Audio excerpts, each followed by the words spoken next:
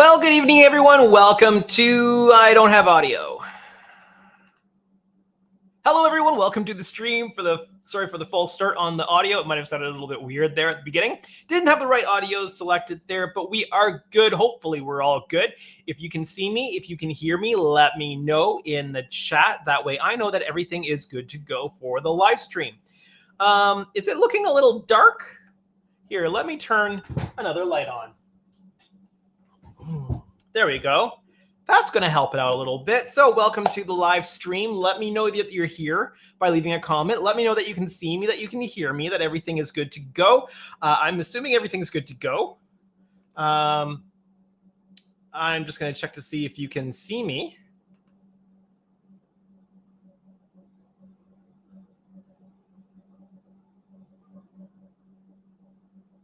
Oh, it looks like you can at least see me. I don't know if you can hear me or not, but yeah, looks like you can at least see me, if not hear me. So let me know in the chat. Let me know in the chat. Apparently, there was no music on the intro. Okay.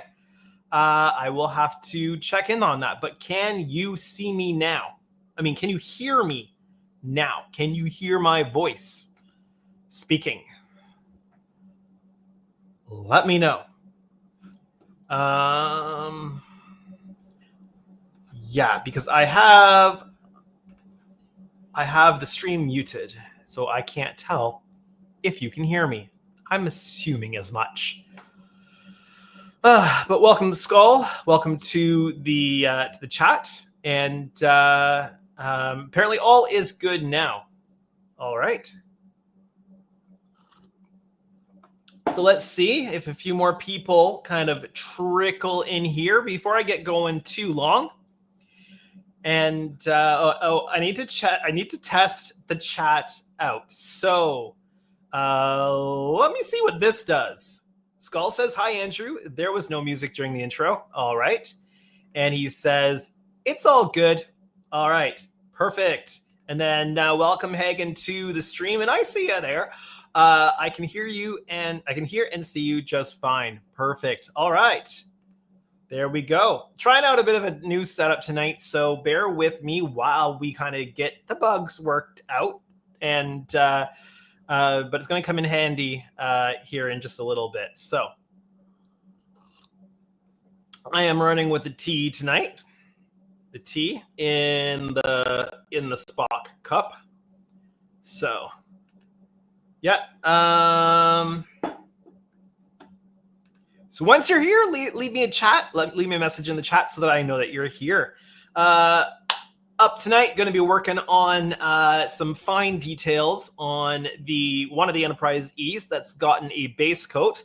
Primer reveals some stuff. Base coat color reveals more. So there's more touch-ups of a little bit of putty touch-up work that needs to be done in certain areas that I've mostly worked on. We'll see how that goes, and some other refinement stuff that needs to happen on it before we put the final coat of base color down. All right, how are we doing people-wise? Pretty slow night tonight. That's okay. So we've got the housekeeping duties of you can see me and you can hear me out of the way. Now, a little bit of the weight loss journey update for those of you who are keeping track. I am officially halfway to my goal, which is awesome. Halfway there. My goal is to lose 50 pounds, and I have lost 25.3 pounds, which is 11.47 kilograms, or for those from England among us, that is 1.81 stone. So making lots of progress on that front.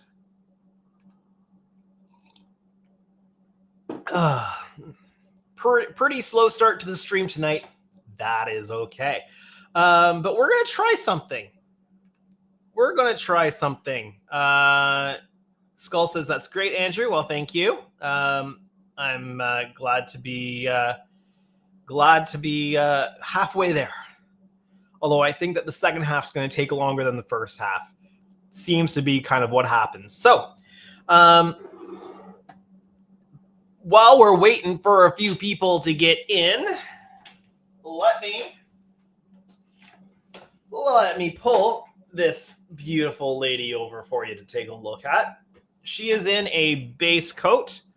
This is not quite an insignia white. It's a bit cooler than an insignia white. I might try to go a wee bit cooler on the second one. We'll see. But when you're custom mixing colors, it can be a challenge sometimes. So first go of base coat is on, but there are some touch-up areas I've been working on. So going to get that taken care of tonight. Hopefully taken care of tonight. Okay. But before we get started working on that, I'm curious. I was talking with Hagen Miller earlier today, and I'd seen a couple of pictures of his Excelsior on Facebook. So I thought he might like to come on the stream. New word for you tonight, stream. Come on the stream and give me a look at what he's doing. So I don't know, Hagen, if you are ready to come on board. And I've never done this before. But if you're ready to come on, I will bring you on. Just give me a thumbs up on your camera or something like that if you're good and ready to go. Let's see. Thumbs up in the chat or the camera if you're good, ready to go. Yep, okay. Let's see what we can do here. All right. Hello. I need to throw some headphones on so I can actually hear him. I forgot about that because we don't want echoing. So one moment there, Hagen. Yep, no problem. I can hear you. I need to demute the audio for the browser so that I can hear you. All right, I should be able to hear you now. Okay. Oh yeah, there you go. I can hear you. How's it going? Yeah, this much smoother than last time. Yeah, new bit of software that I've bought into with a group. So yeah, it's cool. I mean, it was super easy to join and just get started. It was awesome. Good. So this is your 650. Yeah, and Helios Excelsior. Of course, it's all wobbly because nothing is really attached yet. I'm just kind of fitting stuff on. So what I've got going on here, this is the fun part, is I took the original design that we both used for the D and just changed the shape of it to match this saucer. You can, let me see if I can show you. It's a pretty good fit. Yeah, it looks good. Yeah. And what I ended up doing was I drilled into it and I epoxied in some little bits of brass tubing because I needed a spacer. And I had some set screws that were a little too tall. So this way it's got just a tiny bit of room so that it's just going to sit completely flat when it's on the lower portion of the saucer there. I might need to switch my camera so I can use both hands, but coming along, I've got some basic wiring going. It's just kind of poking out the side here. And some fiber optics and stuff. I just started getting some lights going. Yeah, so the cargo bay there is what I saw online. Yeah, and that's looking pretty good. I'm having trouble getting my camera to focus. There we go. It's a little better. And I'm testing out some light for the deflector here, which that is actually going to look pretty cool too. Kind of going for the NX look there. Yeah, what What lighting are you looking to use for it? All I really need, all that's in here right now is just a little piece of a cob strip that I just kind of placed here, and then that one blue light. I think all I'm gonna need is maybe one or two, just little strips, and that should light everything up pretty well just for the sides. Is there much for effects on it? Oh, for like lighting effects? I mean, it could be done. I'm just using a basic board. I'm using a little TNet Controls board currently. Just kind of have it protected in here. So nav, strobe. I mean, you could probably go all out on it if you want, and maybe even if you drill out like the phaser bulbs and stuff, you could probably do some interesting effects with those. On the 350, I'm tempted to go the route of lasers. Yeah, that would be awesome. I mean, for that scale, you're gonna have the room. Yeah, it'll all depend on what space the armature is taking up. Yeah. Oh, sorry. I need to. Where's my camera setting? I want to flip it. Here, do what you need to do. Let me know when you're back. Okay. 1 sec. Oh, I found it. I think I found the settings. There. I'm gonna set this up right here. Okay. That's a little easier. And if I look completely disheveled, it's because I was actually taking a nap before I joined the call. Yeah, my entire family has been sick, and so we're all just wiped out. Yeah. So let me try to get this off. This is actually just this little neck piece just slides in. This right angle might end up being a problem. I'm not sure. I tried different ways of doing this, like coming up at like a 45 and then coming out. The issue I kept running into was getting all the angles right, because I have just a little piece. It's hard to tell, but it slides right in. It's just telescopic tubing, and so getting all that married up was a bit of a chore. It might not really be an issue, because one thing that's nice about this kit is this is the smaller of the three that they offer, and this one doesn't come with an armature that's prefabricated. I think it's aluminum for the bigger ones. Yeah, Christian was mentioning last week that the two bigger sizes both come with them, because I knew the 350 comes with it, but I wasn't sure if the 460 came with it or not. It doesn't, and I mean that's fine.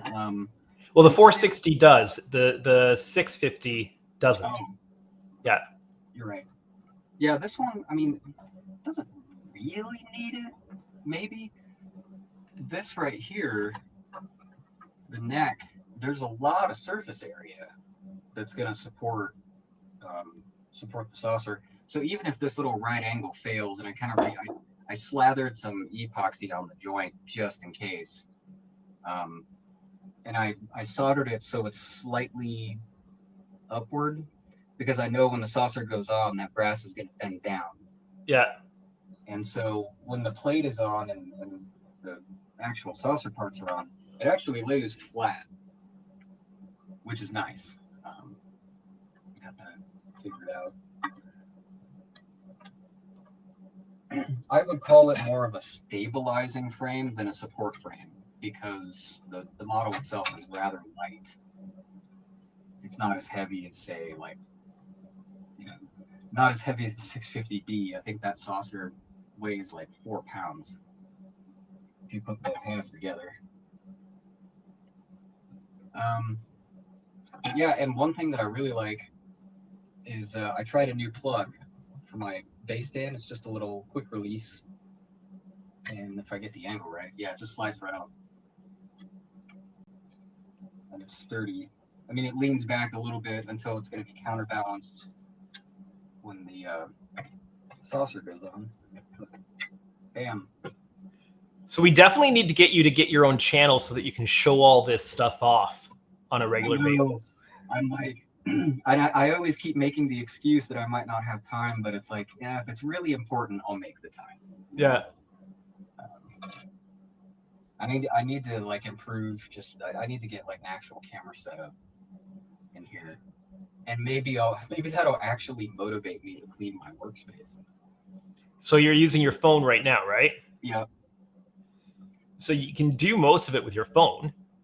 Then you just need a good mic and something to put that into your computer so you can record the audio. Yeah.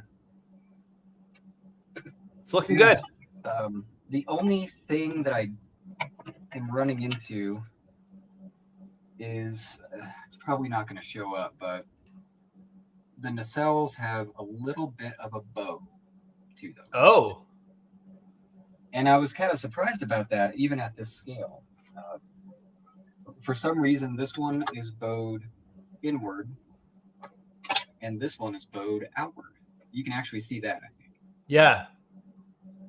So, I mean, that's just going to be some heat treatment and probably as simple as just kind of pushing it down on some board or something flat, and just waiting for it to cool off. But that was like, I don't know. That's actually kind of surprising. I know one member of Star Trek Modelers Group with a 1/460 scale has the same issue. So I wonder if it's thermal related part of the printing process. Because they are rather long. So I figure the bowing is happening because they're cooling off. Mm-hmm. That's just my guess. I haven't noticed anything like that with the 650D, but it is just because these parts are awfully long, and some of them are rather thin, like this tail section. That's a pretty thin piece where it's going to require a little bit of help to actually line up with everything. I don't know if that's going to be an issue on the 350 or not. That one's probably going to be pretty solid. But yeah, not a whole lot to show. I'm really just kind of experimenting. I need to organize my wires, and I've got some fiber optics going for the running lights and the strobes.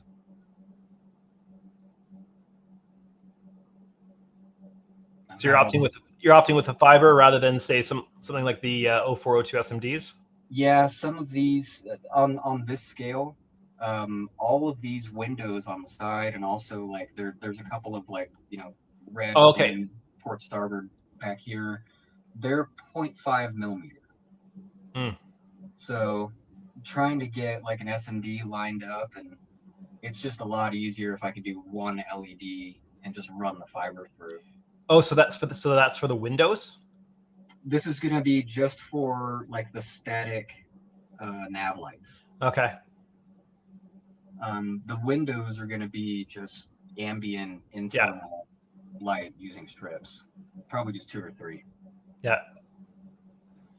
Very cool. It's not going to take much.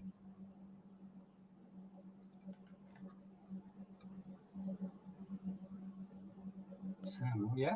I mean, I'm excited for you to get the 350. It's a very well engineered kit. Yeah, I can't wait to get my hands on it and do an unboxing right away as soon as it comes in. What Christian did, you can tell he's a builder, because this is messy because I removed paint for where I'm going to be attaching the brass, but there's actually these sections here that correspond to raised areas on the inside. It just fits together like a Lego. Nice. Wonderful. Absolutely. If only all kits were built that way. I know. Yeah, like I really wish we had, at least like some guiding pins or something on the D. This has all of that. I think he took one look at the D and was like, no, we're gonna actually make sure that there's some guides. He put raised areas on the back here so that everything just fits. Mhm. It's just gorgeous. Like, he really did a great job. And I know they were this close to releasing it, and then I don't know the story. I missed the last stream, but it seemed like Christian came on board kind of late in the process and just redesigned the entire thing. Yeah, that's what it seems like from last week. Yeah, I'm glad he did, because it was definitely it paid off. Mm-hmm. Well, I'm definitely looking forward to getting the 350 in. I want to do an unboxing when it comes in. Yeah, that'll be cool. I'm not going to be quite as rushed to do it as I was with the D. I kind of wanted to be the first out with an unboxing with the D, and I don't think that will be an issue this time around. So I may just wait until I've got both the kit and the armature, so I can unbox it all and show it all at the same time. That's a good call. I mean, that's going to be a gigantic model. Yeah. I can't imagine what it's going to weigh when it's done. It's going to be 4.5 feet long. Yeah, the 460 scale, the saucer circumference or diameter is the same as the Polar Lights 350 refit. Mm-hmm. So at 350, this thing is probably going to be like this. I have a actually I've got it in my files here somewhere. Let me just see if I can grab. I think I know. Yeah, I think they did some comparison shots. Yeah, so I think I've got it because it's on my website right now, and I've got it on my. I've got it here quickly accessible. So if I put this up, yep, you can see. So you've got the 650D in the corner there. Yep. You've got your 650 Excelsior. Then you've got the 460, which is already longer than the D, and then the 350. So it's ridiculous. I love it. Yeah, that's gonna be fun getting to Wonderfest in 2 years. Yeah, in a year and a half. Yeah, I was thinking, like, I was kind of having remorse over like not getting at least the 460. Mm-hmm. That's a nice size, but transport becomes an issue. Where at least this thing I can fit in a case that I have. Yeah. What's also neat, I don't know if they've talked about it much. I think this was kind of a detail that was lost amongst all the other posts on Helos' page, but I really like how the lower half of the pylons here is 3D printed aluminum. Yeah. Awesome. That's going to be really nice just for that pylon stability. Yeah, like I don't have to do any additional support. It's just taken care of. I may put a small brass rod in the nacelles just to like hold it, because the whole Boeing thing. But that's probably it. Yeah. Well, the resin does get pliable when you apply heat. I found that out the hard way. Yeah, I haven't played with it yet, but I'm going to have to if I'm going to straighten those things out. But also, like, taking this thing to Wonderfest, I'm in Colorado. That's a 2-day drive if I double time. Yeah. So. And you don't want to put something like that on a plane. No. And I'm not even sure it would fit on a carry-on. It's slightly too long. Dimensions just won't work. I would have to drive with it. So as long as the van stays cool, shouldn't be much of an issue. Mm-hmm. Yeah, it's going to be a challenge getting the crated D into my Tesla 3. Yeah. We're dealing with models that require crates now. Yeah, exactly. It's just it's wonderful.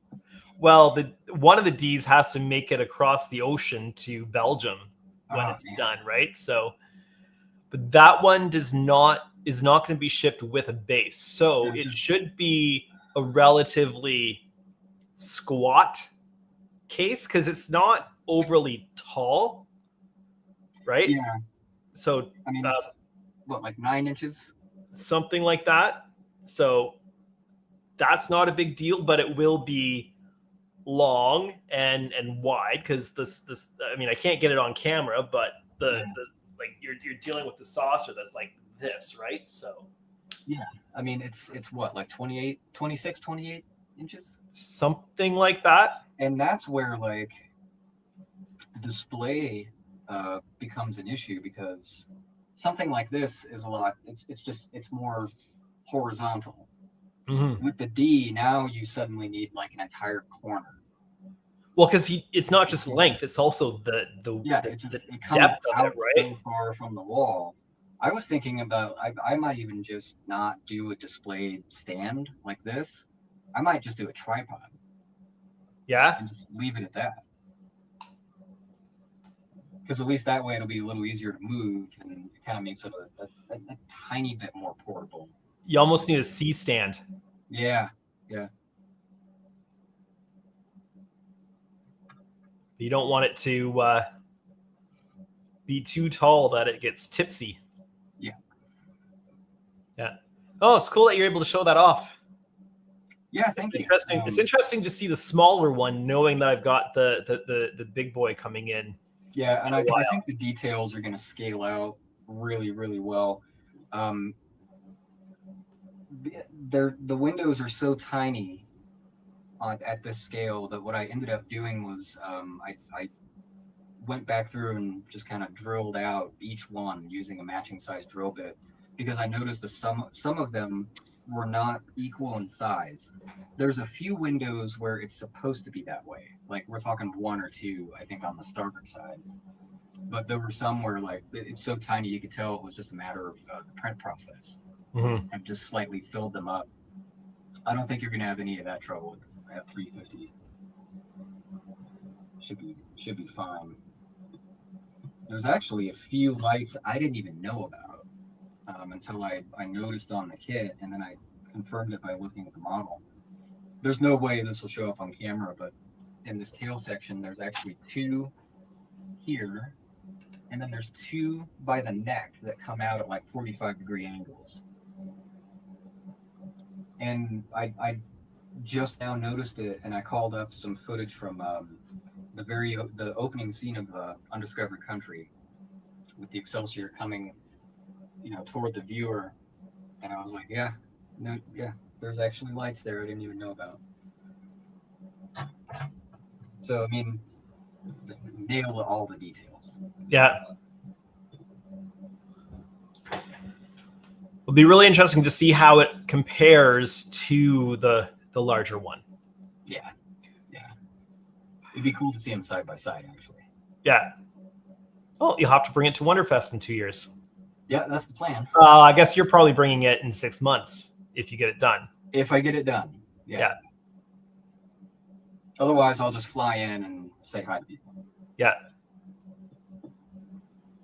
And just experience the show. Yeah, because I've never been. Well, I didn't get a chance to experience the show last year. Oh yeah, you did a vendor table, didn't you? Because I did a vendor table. Yeah. Just looking to promote the channel, right? So I was stuck at the table the entire time that the vendor room was open. So not doing that this year. So the D is going to sit at the inner light table and hopefully draw some attention to the table. Yeah, I think and I'm going to be free to wander around and create content and do all that kind of stuff. Yeah, I think that's going to be great. And just be a spectator. Mm-hmm. Well, it'll be a working weekend, creating content, trying to get it out as quickly as possible. You know what? I just realized I connected this. These are I have 2 little fiber optic strands here, and I didn't connect it to the strobe wire. So I'm going to fix that. I'm using a magnet wire, and I only have it in green and red. And I keep meaning to like find a different color so that I know, Yeah. which one's the blinkies. And I just keep not doing it. I'm just lazy, I guess. I've got the whole bunch of the wire wrapping wire. Oh, nice. I've got 4 colors on spools, and I've got a bunch of other stuff that's in smaller amounts.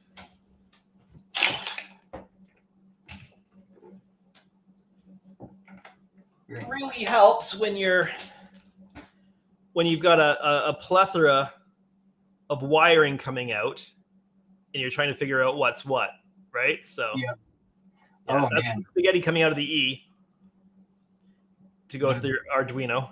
I use the same wire for the 350 refit, and the amount of wire that was just spilling out of that stand tube was insane. I had to tag each one,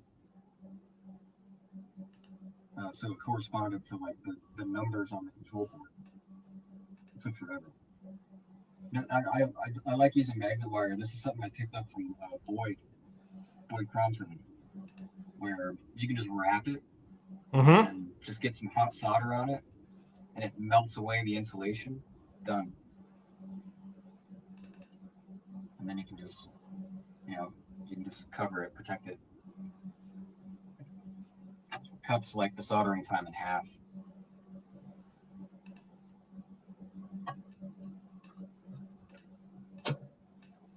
Might help if I actually turn my soldering iron on. That would be handy.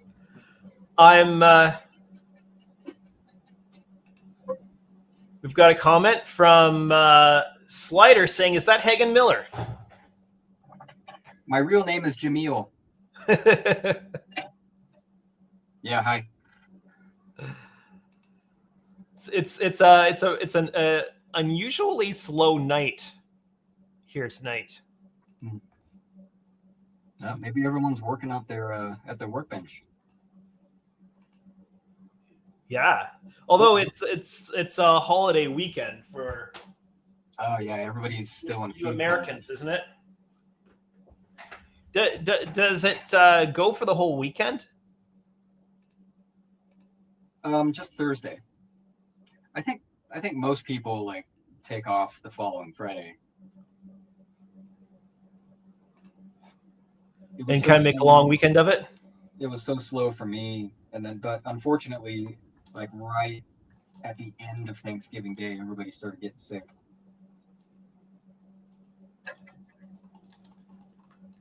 So this is like the most I've been up and moving around like all day today. It feels good. Something I'm doing for the Windows is I went online and just stitched together a bunch of random interiors, corridors and various rooms from TNG and stuff, and then I printed it on that. This is a silkscreen positive film. Holds color very, very well. It's actually like kind of a good middle ground for somewhere between like typical transparency sheets and actually using like slide film. It gives just enough shadow and shape behind the windows and kind of gives it some depth. I actually really like it, and I was thinking about doing this on the D as well because it'll be really visible.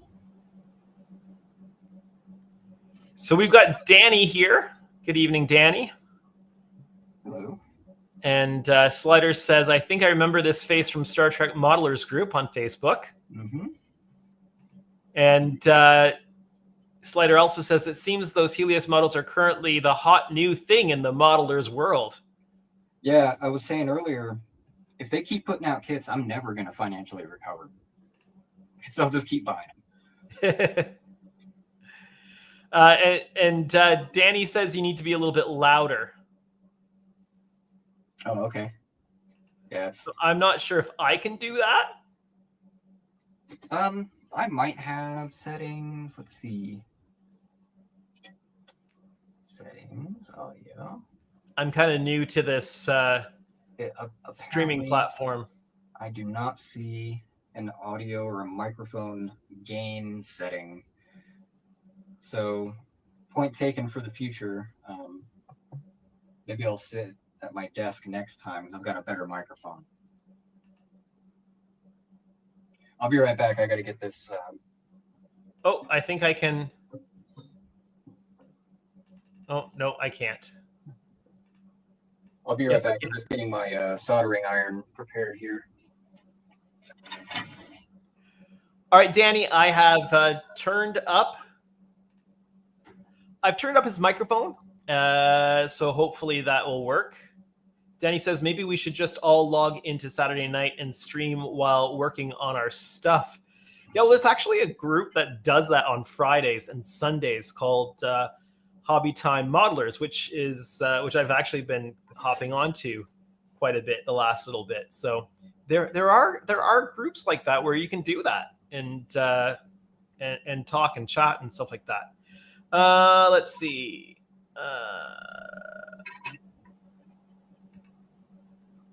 So I did manage to bring your microphone up a little bit.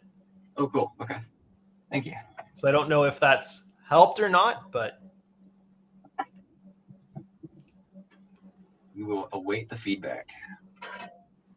Danny says on my stream, you mean? Yeah. Well, it'll be cool to have people drop in and chat about things and do things. So a little more collaboration is always good. Uh-huh.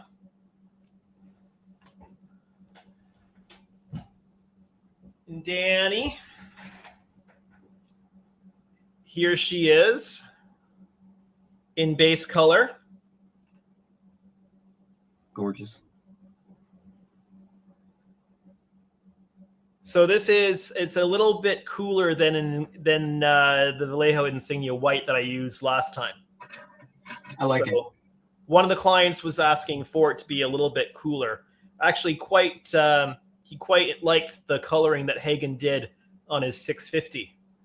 So I might try to go a little cooler on the second one. And if I manage to get a little bit cooler on the second one, then I'll probably use that one for him and this one for the other client. So there we go.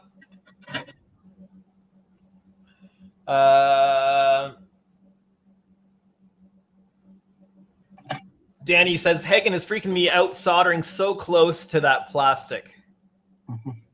You just don't want the plastic to. I mean, you just don't want the solder to drop on the plastic, or nick the model with your soldering iron.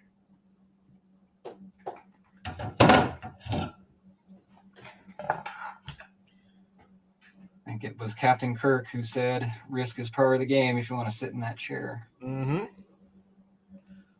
Welcome, Stamps, to the stream. My soldering iron is not actually very hot. It's just warm enough to do the job.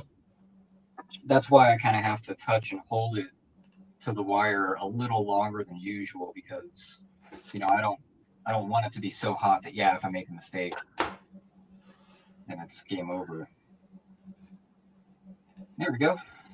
Now I've got strobes. So Stamp says nice color. Danny says, yeah, it's quite cold gray. Looks even a bit bluish, but could be the camera. Well, here it is under the other camera.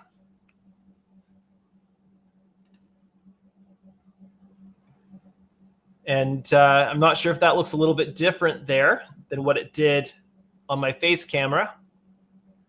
I may not have gotten all the settings on the face camera quite right tonight, but Danny says, oh yeah, way more white. I actually really like that color. Yeah, looks good in person too. Although I've found that I've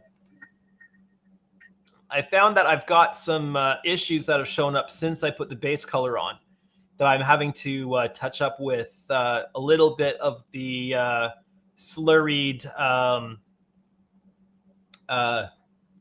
Yeah, what's it called? Perfect plastic putty.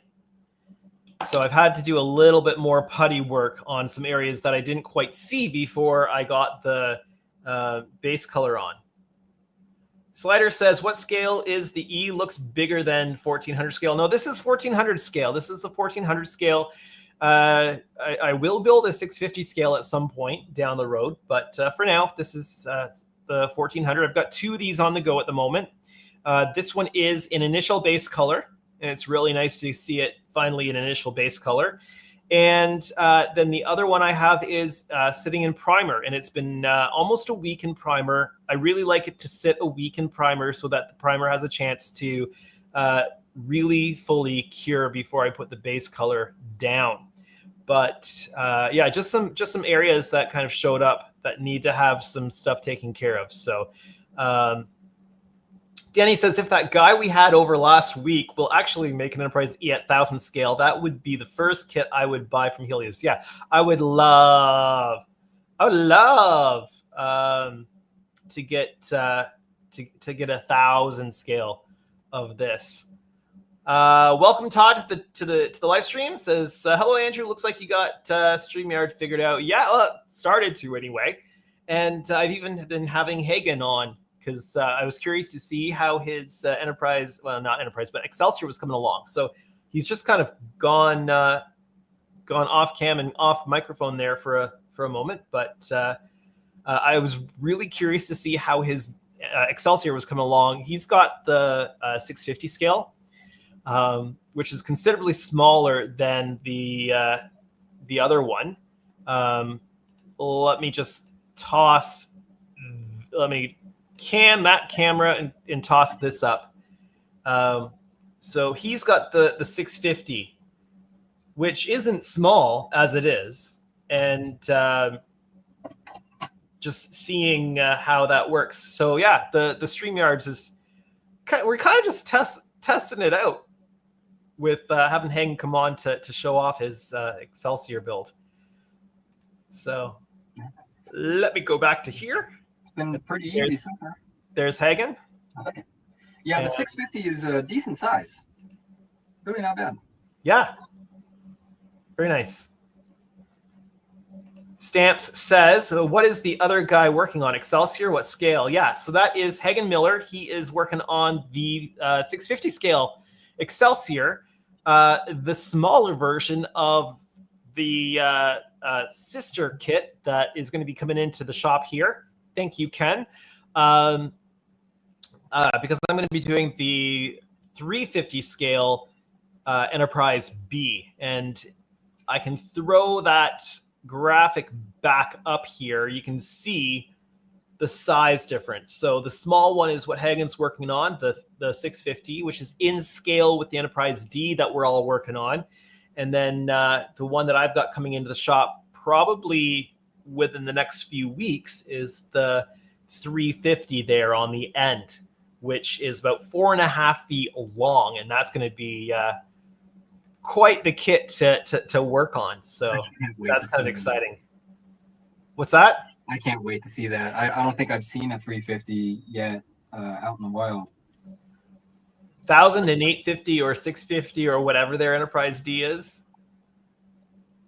So the Helios Enterprise D is 650, but to have a good quality 1000 scale D and a good quality 1000 scale E would be phenomenal to have. Yeah. I mean, it would just, and with the exception of, I think the StarCraft model is still available, but the market is sorely missing a really nice Akira kit, I think. Yeah, the Akira is one of my favorites, and I've got the 1000 scale in here from whichever company it is that makes it, the clear one. Yeah, I've got one of those too. The clear for lighting, that 1000 scale. So that's one that I will want to build for myself at some point, but to have a commercial kit of that at that size would be nice. Yeah. So Danny's asking Hagen, Hagen wants them to be in scale. Is that why he got the 650 for the Excelsior? Yes, because I already have a 650 Sovereign class. That was the last model I just finished. Now, Excelsior is really hard to scale. Like, I think for all the proportions to make sense, um, the 460 would probably be more accurate if you put it alongside the D. It's a massive ship, though. Mm-hmm. It breaks a lot of stuff. Like the space dock scene in Star Trek 3 no longer makes sense because the thing's not fitting out the door. I mean, TNG solved that by just going, but you know. Well, it looks, because of the window size, it looks massive on screen in those Yeah, movies. it's the window size. Yep. And then if I take scale figures and I put them like along the rim of the saucer at this scale is really only like a deck and a half high, where most MSDs have it at 2 or 3. And so, you know, I really believe that Excelsior was meant to be probably twice the size of what we got. Mm-hmm. Still cool though. Danny says because the D is also in 650. Yeah. Well, so is the garage kit Enterprise E. I've got one from Ed in my shop here, but it's the non-translucent version. Non-translucent version. Oh, okay. So to light that would be a bit of a nightmare. Yeah, those windows are so square. I'm not sure how you would even file those out at that size. Well, and through the fiberglass. Yeah, and that's like particleized fiberglass. Definitely keep that to a minimum. You know. So Stamps, you can't quite ride in it, but it's 4.5. The 350 Excelsior or Enterprise B is about 4.5 feet long. So, yeah. Yep, she's a big girl. Yeah. Danny says, yeah, the 1,000 scale is just perfect for all Star Trek ships. To have them in scale and nobody is making them, I don't get it. They are costly. If you're going to make them commercially, it is costly to do the tooling, and that's really the thing that's holding round 2 back at the moment is the cost of the tooling. I think Tommy really illustrated how much like the crowdfunding aspect of things can really work. Mm-hmm. And I remember like maybe 2 years ago, round 2, I think it was Jamie Hood was doing a live stream from Wonderfest. And he was not ruling out the possibility of something like crowdfunding. Yeah. But I think, at least I hope what they're doing is they're probably going to be putting out the 350 Reliant first. I would think so. If they can do that and then give us a 1000D, they found themselves a money printing machine. So Thunder Tuber, welcome to the stream, says we almost had the 1,000 scale. The 1400's Akira, but alas, it was shelved. Yeah, they had the Akira kit pretty much ready to go, and I think it was CBS Paramount that squashed that one. Really? I think so. I think they wanted a more mainline ship. Paramount Legal's where our dreams go to die. Danny says, but I think that size is wrong. If you would go by specs, the Excelsior is more in the line with the Enterprise A refit. Oh, it's definitely bigger than the A refit, at least in the like Star Trek 3. Yeah, if you want the bridge module and certain other details to make sense, we're talking about a 700-meter ship. Unless the bridge dome is recessed. Who knows?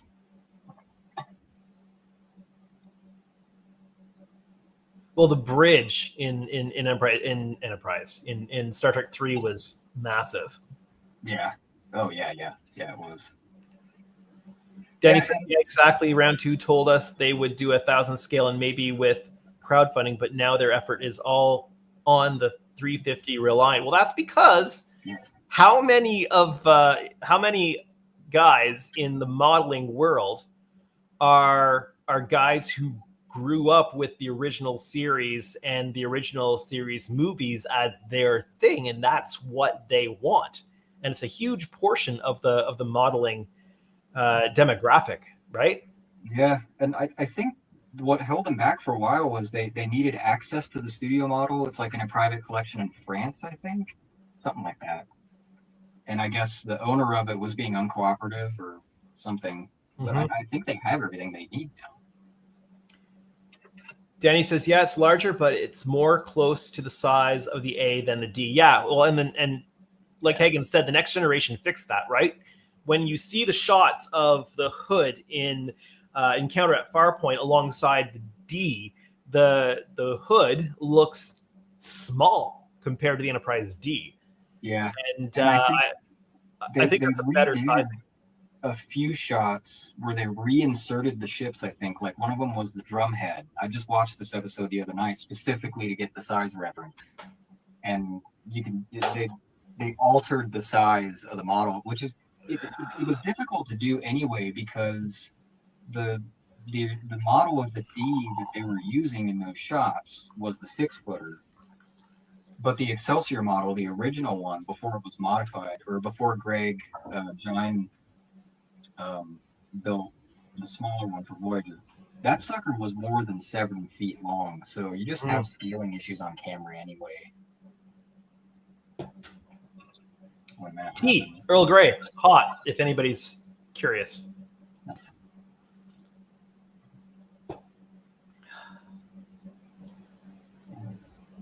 It came with like those little executive shuttles that go kind of in the hangar here. These things are so tiny, I don't even know how I'm going to paint them. Danny says he found the Probert size chart for those ships. Oh, yep. Do you have that as a digital file, Danny? And that's a can of worms, too, because what's also on that image is the Oberth. Well, the Oberth just like the Nebula class, the Oberth changes size depending on where it's being used. Just like the Klingon bird of prey. Mm-hmm. Yeah, those windows may as well just be skylights. Which the windows on this, I mean, the scale here is not that off. Like if we use, assuming that the round ones are the exact same size as what we saw in the motion picture where they're docking with the travel pod, you can it's basically the size of just a porthole on like a sail ship. So Danny sent this to me. Yeah, there we go. What I really like, I mean, I've always liked the Enterprise C, but I really like the original intent for the Enterprise C, which you've got on that scaling chart, right? Yeah, we need one of those too. And the Enterprise A or the refit looks quite small there compared to the Excelsior. So that, I don't know. I think if you take that and compare that with this, it's looking fairly close. I mean, it's not perfect. More or less there, yeah. I think they're going off the original 467 meters for Excelsior. I think the Deep Space Nine technical manual had it at like 500 something for some reason. And so that's kind of how we get different scale references. You know, I know Helios said that at some point they were thinking about putting out an Enterprise C next. I was going to forego that because the Ambassador class is cool, but it's not something I really want unless they do the original Probert version. If they did that, that's an immediate purchase. I've seen somebody do a scratch build of the original Probert version, and it just looks so good. It just seems like a natural progression of the design. Mm-hmm.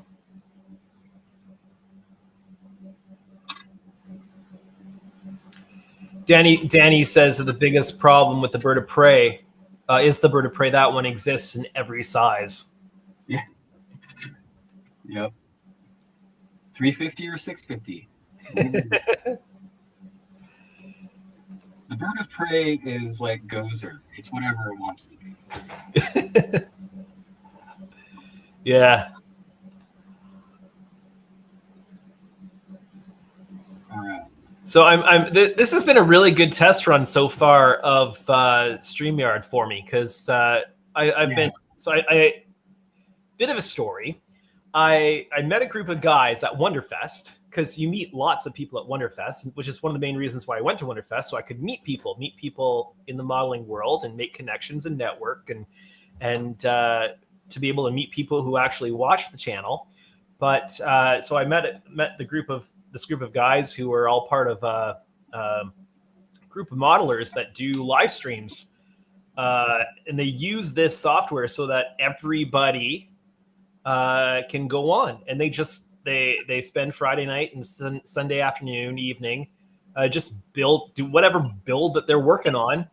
And so you might have 4, 5, 6, 7, 8 people on all at the same time. So they're using this stream, and I've been on enough, and they've been talking to me about buying in. So I'm like, okay, well, maybe I'll take the plunge and buy in, because they're taking the expensive business package and splitting it amongst the group of people who are doing it, right? So, well, it's super convenient. I only had to push a couple of buttons. Yeah.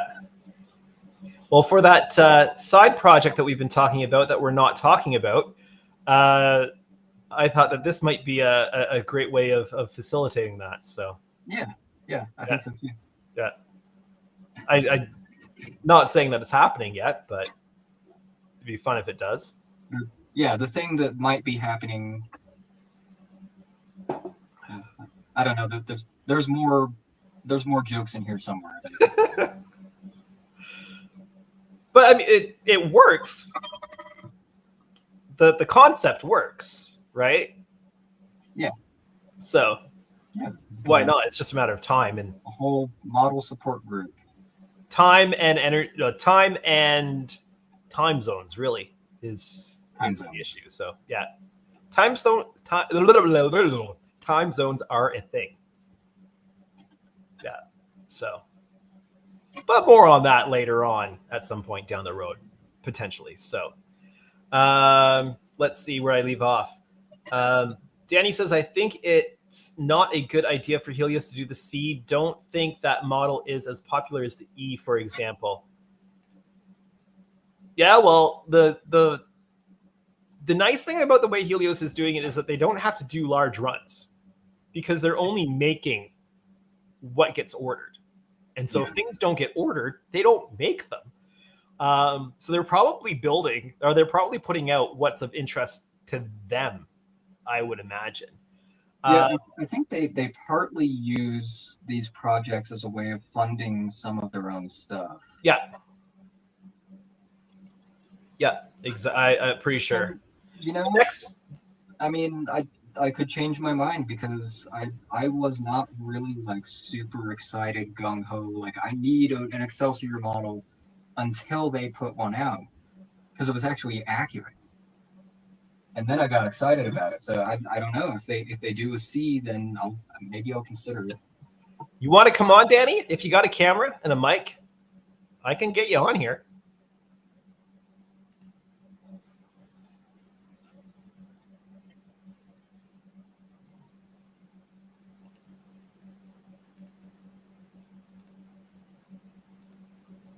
Man, somebody's light. We'll wait and see what he says.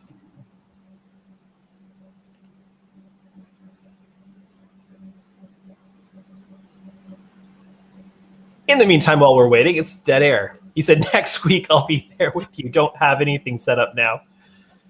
Yeah, I'm working on trying to get some more permanent setup, so I'm not having to move things around quite so much.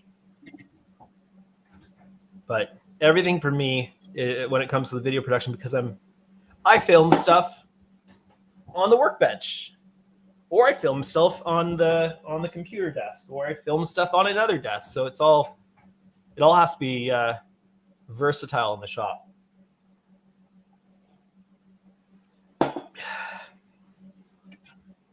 So this is what your focus has been on rather than the Enterprise D, right? Yeah. I was starting to kind of get burned out on like figuring out the internal support structure for that thing. Yeah, But as I you also do. just I wanted something that was a little simpler and easier to handle as kind of a test bed for how can I anticipate things going with the D Yeah. when I get to it in terms of just working with the material and stuff. So you could say this Excelsior is a great experiment. Ah, Others have said as much. so like a lot of the stuff I'm doing for this, I want to do the exact same way for the D as long as it works out. The D is just so large, and it was just so expensive. It's not something that I really want to take that many risks with.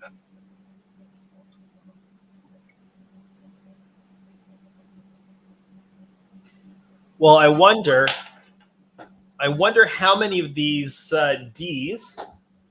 I'm going to actually get some work done here, I think. I've got to adjust a camera, though, if I'm going to get some work done, because you can't really see too well. But I wonder how many of the Helios Ds we're going to start seeing cropping up on the aftermarket. Yeah. eBay and Facebook Marketplace and stuff like that here in a year or two, once people realize that they may have taken on more than they can chew with it, because it is a hefty project to do. Yeah, I've seen one of those. I've seen one example of that already. Oh yeah? Where someone was like, you know what, this is really cool, but I saw the size of it and I went, oh no. I think that was the reason they gave. It was like the size. I mean, no one prepares you for how big that thing really is. Yes. Photos don't do it justice. Yeah. Danny says, but I am working on the E right now. I want to. Yeah, you should come on next week because I want to see how you're making progress on that thing. Which Danny also, he's doing a 1400. Okay. Danny also says, I do wonder, the way that Phil and Uncle Lou are doing the D support, what do you guys think about their solution? I mean, I will admit it. I borrowed wholesale the steel arm idea that they did.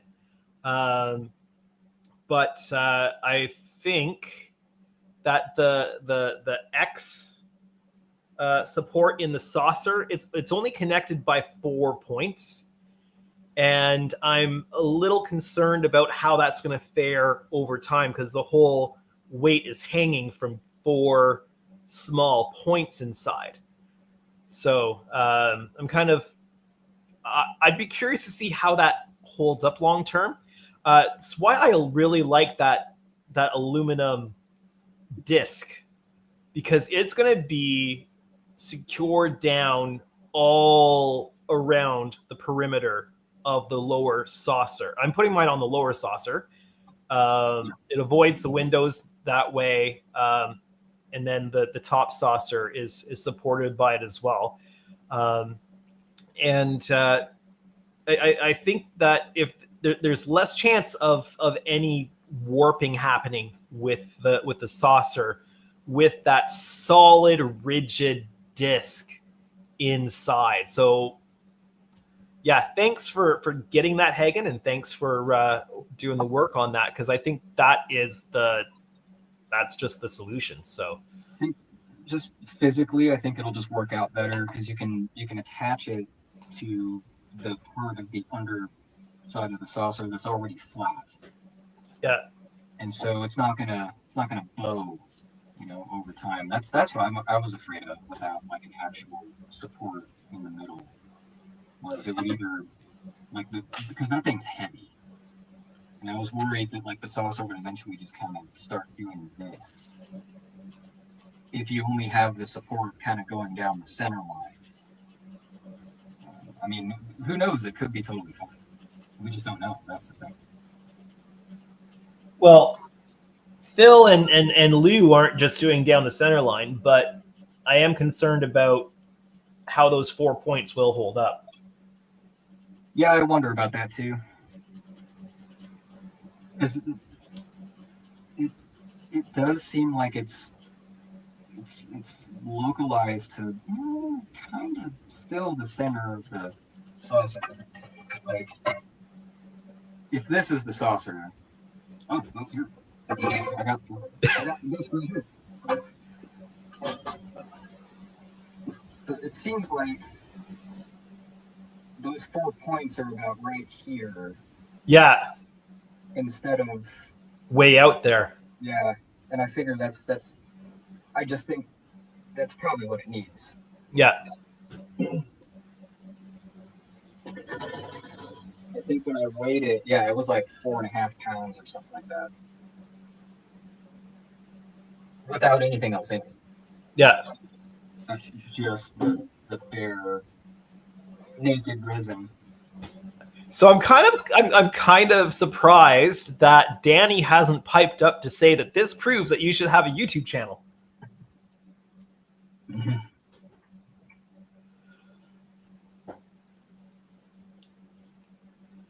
Well, everybody keeps saying that, so must be some truth in it. Well, your work is good enough for it. Well, I appreciate that. Thank you. I was just trying to apply everything I learned the last time. That's really what we do. It's like there's not a whole lot of model builders out there who do the same thing every time. Like, you can, for the most part, you can see like the progression in people's work as they just start accreting more skills and putting that into practice. That's the way we do it, I think. It's not boring when you learn something new. Danny says, Andrew, I can actually film my work area with my phone. Would that work? Yeah, so you can join either through your computer, if you have a camera going into your computer, or you can join through an app on your phone if you want to do that. Or you can, I know at least if you have an iPhone, you can grab a program that allows, an app that allows you to use your phone as a web camera, throw that into your computer, and then connect via your computer through that. So there's lots of different options. I like being able to connect to the computer because then I've got my microphone, and so the audio quality is a lot better than if you're just connecting directly through your cell phone. But Hagen, I think you're just connected through your cell phone tonight, right? Yep. Yeah, I'm just connected through Chrome browser. Oh, okay. So not even the app. Yeah, not even the app. Okay. I figured I would just try that, and it worked fine. Yeah. I think the app is going to be a little more elegant because, like, just looking at my phone, I don't have a whole lot of real estate on my screen because I've got the address bar and everything there. The app, I think, will be more clean. But for just firing it up for the first time, it worked great. Yeah. So I use an app called, so it's an Elgato app, and it's called, what is it called? I'm going to have to look it up on my other phone here. Fortunately, touchscreen works with gloves on. Epoch Cam Pro is what I use. And so it allows me to plug my phone into the computer through USB and send my camera as a camera input on my computer. So you can bring that into like OBS, for example, because OBS is open broadcast software. It's free streaming software, and you can output to StreamYard that way. Nice. Yeah. That's pretty cool, actually. And of course, the camera quality on phones is really good now. Oh, yeah, it's gotten so good. It's nearly indistinguishable.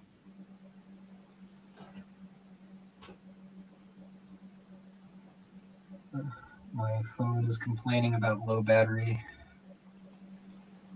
I think I have a charger connected. Yeah, it will eat through the battery. Yeah. Mostly because, the display is just on all the time. That's going to be the biggest problem. But, I should probably hop off. I think the family is almost here. They've been traveling. So All right. I've got a few things that I want to make sure I get ready for them for when I get home. All right. Well, it's been great to have you on. Yeah, Chat thanks for a very little much. bit. Always So happy to join. It'll be a little easier keeping the conversation going when it's not just you and a camera. Yeah, exactly. Yeah, you get a little bit more interaction that way. Yeah, and the chat's picked up since Danny's got on, but it's definitely been a slow night. But I chalk that up to it being a holiday weekend in the United States. So probably. Alrighty. Well, I will talk to you again soon. Thanks again for having me. All right. Have a good night. You too.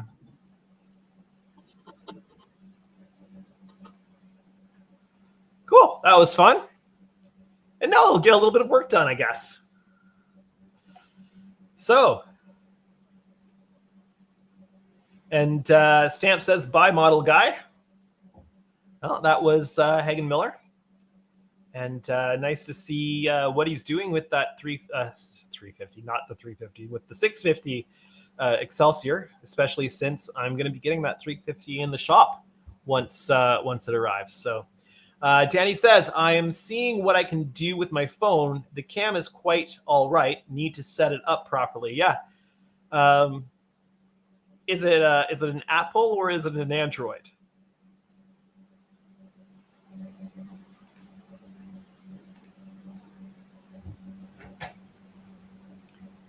Just let me know if you want to come on. You're welcome to. All right, so what am I doing with this Enterprise E that's just been sitting on the desk all night that I haven't really done a whole lot with? Oh,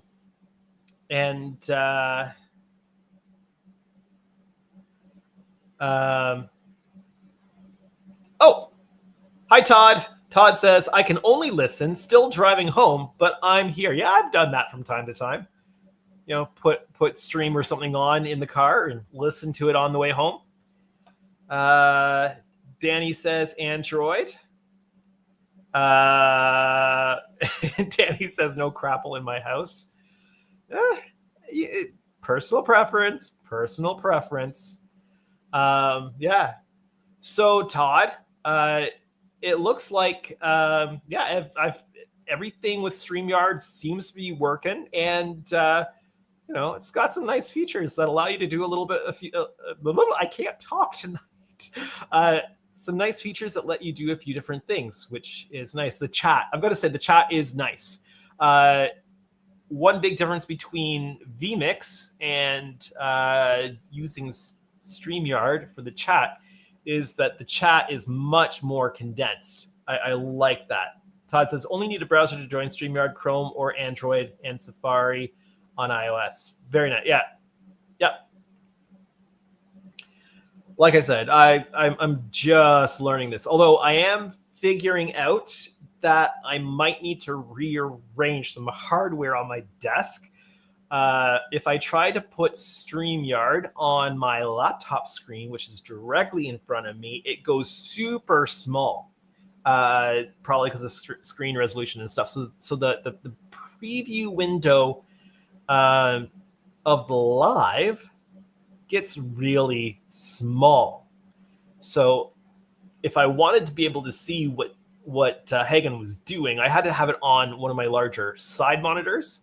So it just meant that I was looking this way to talk and see what he was doing versus being able to look this way where and really look down the barrel of the camera while I'm still looking at the screen. Really, I need a teleprompter if I really want to do that. But no, it's been working great. Yeah, definitely something worth using. So I'm sure I've got a lot to learn with it because this is just the first time using it. But yeah. Okay. I am going to talk about what I'm doing here. So I've got base coat color on here. Now the base coat color, let me go back to the bench view here. The base coat color that I've got going on here is a little bit cooler than a Vallejo Insignia white. And what I did was because it's got it's gray primer, and that showed up a lot of stuff I had to deal with. There's still other things that I have to deal with that I didn't see in the gray primer that I'm seeing now with the contrasting color base coat, which is I'm in the process of dealing with all of those touch-ups right now.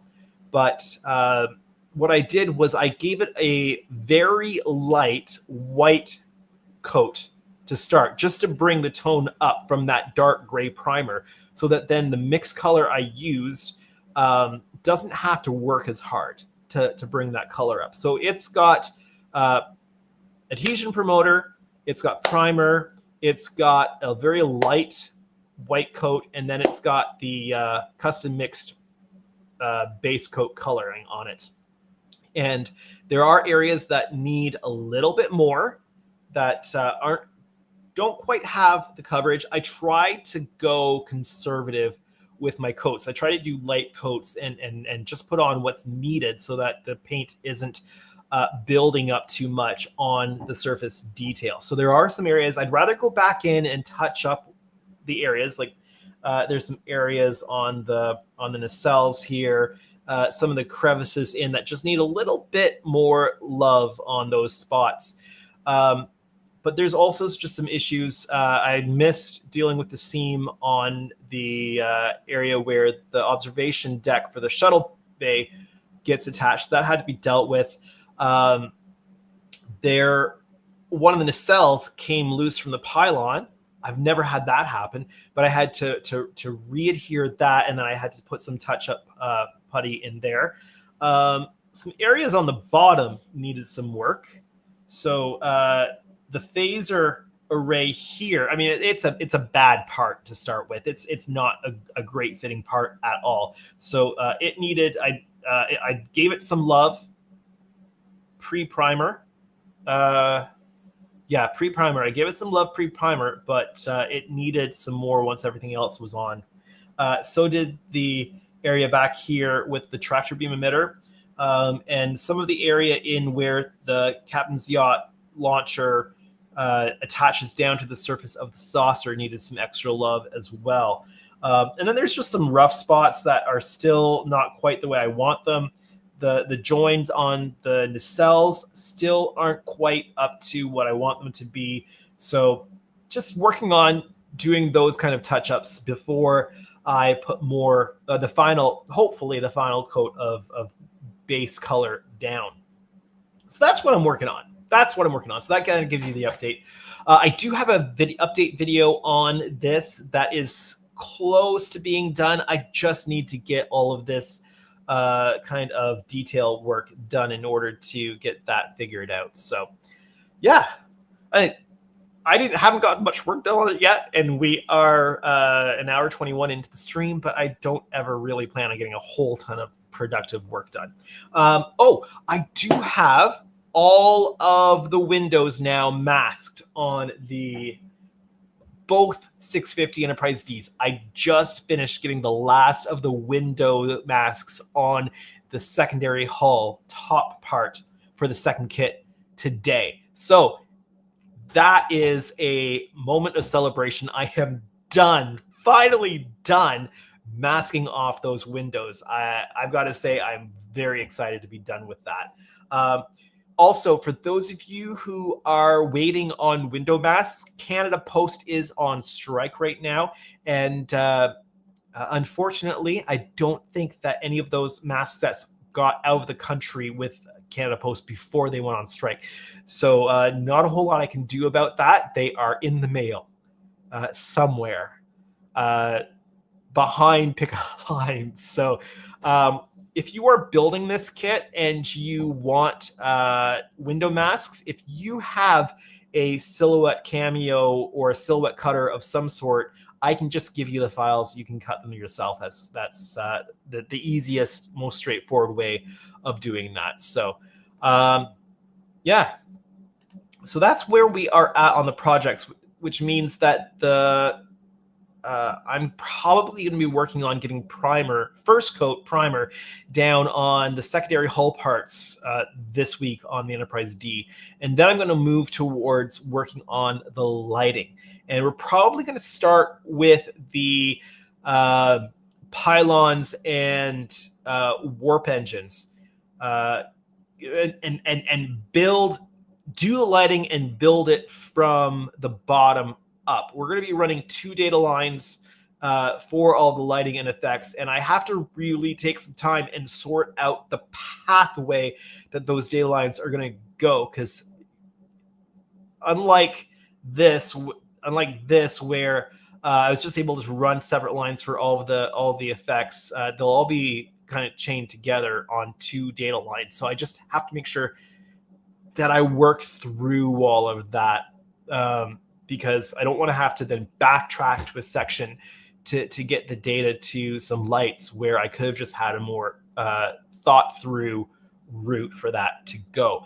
I'm thinking that one line will terminate in the saucer section. The other line will terminate in the nacelles, and I'm probably going to split the data going up both nacelles. So that just means that, I mean, not that you would ever want to, but it just means that you won't be able to individually control each nacelle independently of the other.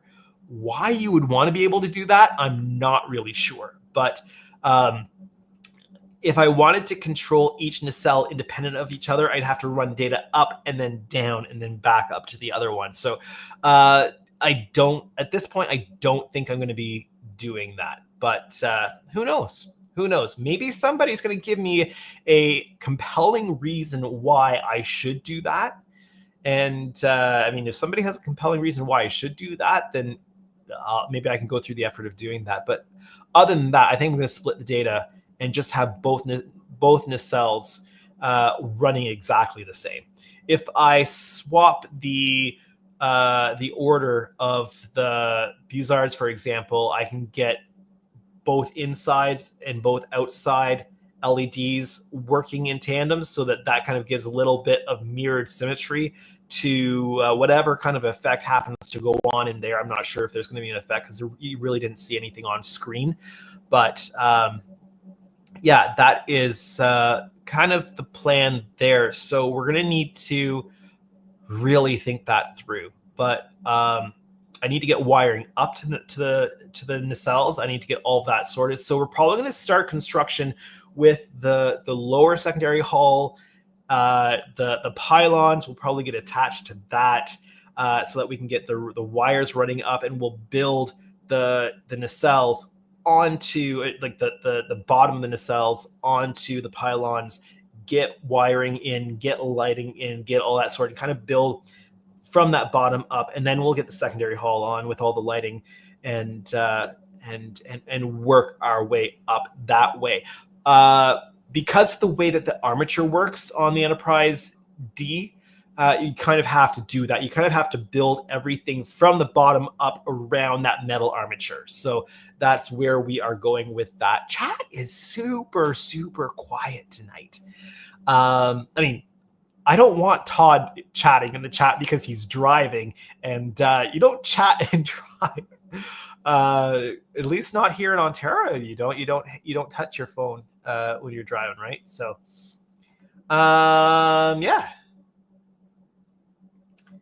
And Todd, you may have noticed I did set you up as a mod on the channel. So I successfully got that taken care of today before the live stream. So there you go.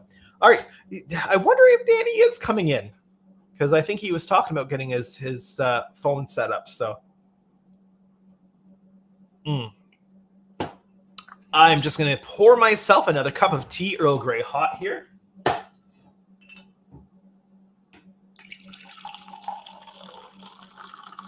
I don't know if you can hear that.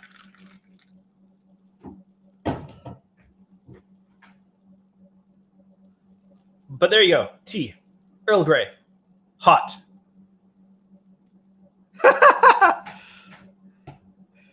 So Todd says, what?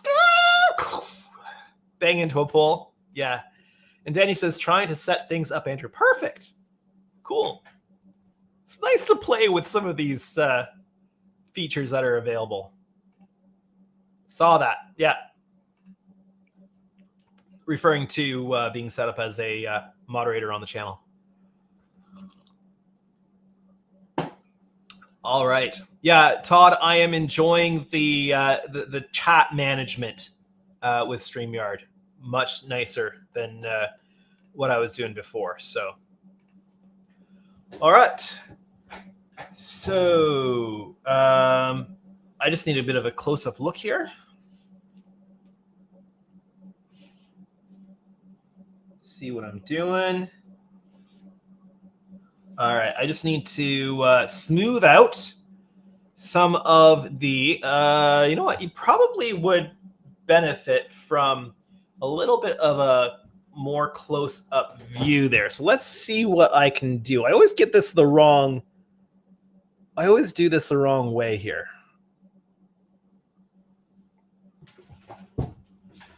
But that is probably helpful. There we go. And Todd says, GPS says, I'll get home right when you sign off. Yeah. Although if Danny comes on and we're chatting a little bit, I might go a little bit longer. I try not to go past 11 o'clock Saturday nights just because I have to be up early for work in the morning. So.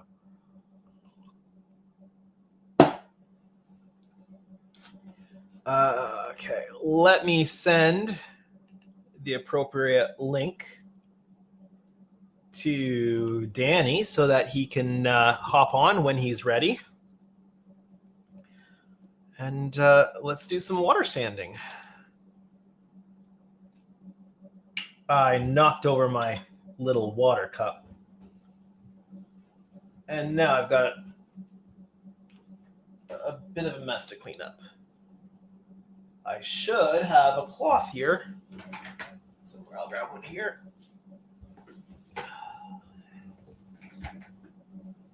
At least didn't go all over the place this time. I really shouldn't keep a little cup of water just sitting on my desk if I'm not using it.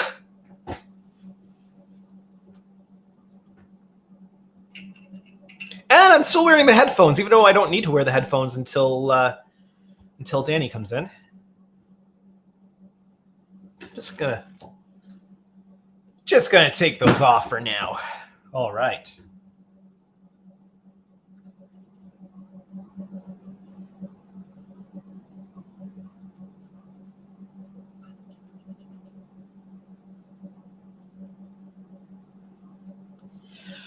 Gotta say, I love the way the Perfect Plastic Putty kind of cleans up. So much nicer than stuff I've used in the past.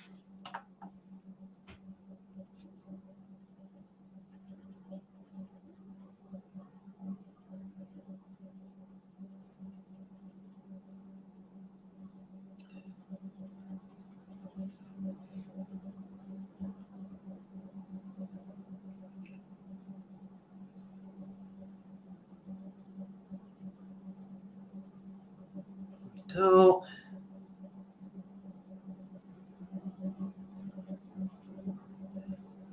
A little bit tough touch-up was needed there. All right.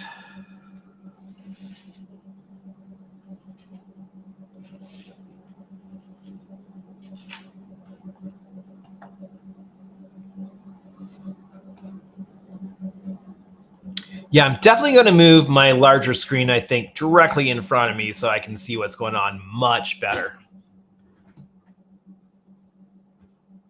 Let's see. Let's glove up again.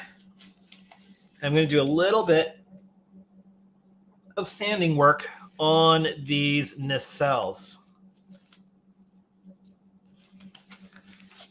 There's always, especially a kit like this, that has its unfair shares worth of seam issues. It really does take just a lot of detail work to get it to look right. So Todd says, did you set up your brand folder in StreamYards? Yes, I did. I almost made a boo-boo. I almost had a whoopsie trying to get it set up initially, but I figured that out. I fixed any oopsies I made and got it set up properly. So yeah, everything I think is good to go. I have my colors set up. I've got I understand where I have to do things, and yeah, so I should be good on that. Like I can turn on the logo. I don't know if I can move the logo, but I can turn it on. I can also turn off the logo on my streaming software. So yeah. I figured out how to get a neutral background in for when there were two people. Yeah, so I've got that kind of stuff figured out. I got the chat to be reflective of my channel colors. So yeah, just some of the basic stuff, but we're getting there. Getting there. Todd says, great. Yeah. I was a little confused at first because I was looking for an opportunity to set that up without actually going into the live stream studio, but figured out that you have to actually go into your stream studio in order to set that stuff up. So I got it figured out. So we should be good. Okay. Yeah. Figured out how the chat works. Figured out all that kind of stuff. So lots more for me to learn probably, but we're getting there.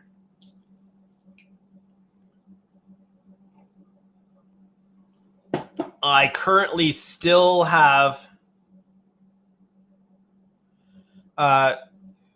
actually, Todd just says, don't use the auto intro outro. It's not good yet. I was about to say I am doing my intro outro on my vMix software rather than doing it through StreamYard. So Todd's comment just tells me that I'm going to continue doing that, at least for the time being. So, all right, I'm going to sand down, do a little bit of sanding here, trying to get this detail work. It takes forever. It takes forever, especially on a kit that has a lot of seam issues. But it's what makes the difference in the final product. So Danny, when you're ready, just click on the link that I sent you and follow it through, and then you'll be able to make your way in.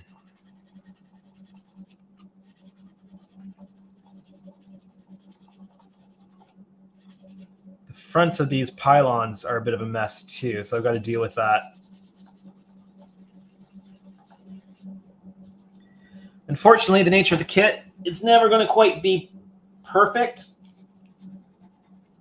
to what I would want it to be perfect. But I will do my best to get it as good as I can get it.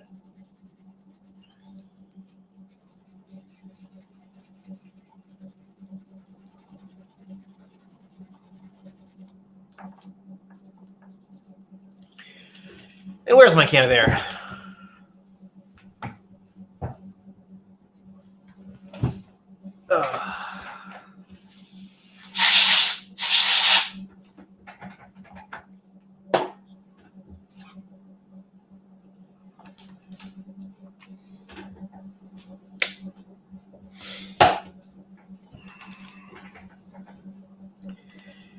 And Danny says, yeah, I'm hopping on right now. All right, well, get ready for your arrival.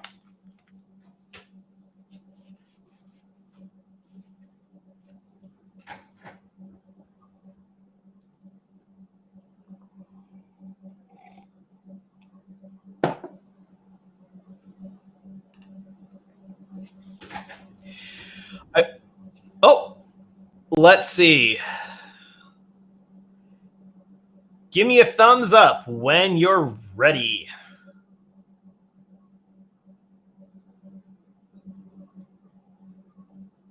Because I can see the camera. Just let me know when you... Oh, thumbs up. Hey there, how's it going? Good evening. All's well. I cannot hear you. Hold on. I have to tweak this a little. First time using this app. Yeah. Okay. I can hardly hear you. Let's see. So you're working on your E tonight? Yeah. Yes, I am. I also want to see if I can turn around if I can use my other camera. And can you go landscape? Yes. Here we go. Let's see. Front. Back. Apparently, I have 4 cameras on this thing. I never knew. See, does this work? No. Facing. I think so. Back. Okay. There we go. I'm trying to cut out like some forms for the impulse engine boxes. Yeah. Which is coming along, but it's an iterative process, right? You constantly have to like adjust and kind of make it fit as best as you can, but then also of course not overdo it because nobody's going to see this. But it just I like things to be snug and nice. But actually, today this came in, so I got my styrene now in completely black, which does not allow any light to pass through. Well, that's nice. So that will prevent, that I won't have to paint the styrene black. I don't have to watch the light blocking, although of course for the seams. But then I guess I'll just go for some putty and some tulip like we did on the seams, and then yeah, it should be, Yeah, those are sorry. Those are very tough because there's just not that much room. Right. Yeah. What I was thinking as well. But we'll have to see how we do it. I don't know how to feel like if you put them in, like this, then of course you have the arcs along the wall. I don't know really how to get in there and really light block it in there. But I was also thinking you can actually extend from what the model already gives you, right? And make this a light block, using this side wall that it has already. Yeah, so the sides you don't have to worry about light blocking too much because that's just the edge of the model, and you're not going to get light bleed into the rest of the ship. The concern you have with the light blocking is you just don't want the red light to bleed into your window lighting, right? Exactly. Yeah. So it doesn't have to be perfect. It just needs to make sure that it's not bleeding too much of the light. Exactly. Yeah. If there's minor light leaks, your window lighting is going to overpower it, and you're not going to see any of it.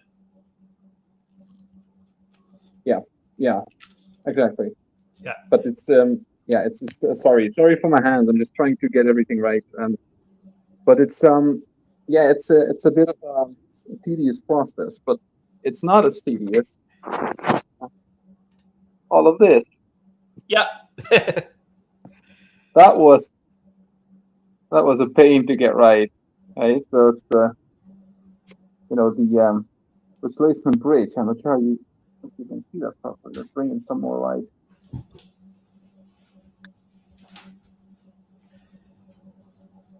Yeah, I'm. We have the photo at observation lounge windows, conference lounge windows, and then a custom photo edge sensor panel. those are the ones we did with Kevin in the UK. Yeah. Todd, I've already turned him up as far as he'll go. Yeah, this next time I'll get this. We'll do this a bit sooner so we can set this up properly. This is just like a last minute decision kind of, right? Yeah. So sorry, chat, if you cannot. Yeah, if I'm a bit quiet, and Yeah, I'm trying like to adjust things, but it's hard on this app. So I might have to just download the app itself. But now I'm also like Hagen was to the browser. Yeah, so Danny, give me one moment. I'm going to try to see if I can find my pattern I use for those impulse engines. Sure. Yeah.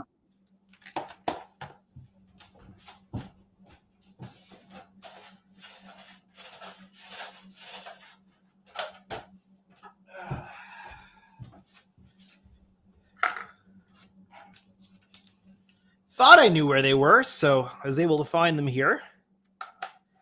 So let me go to my camera here, and I will show you what I did.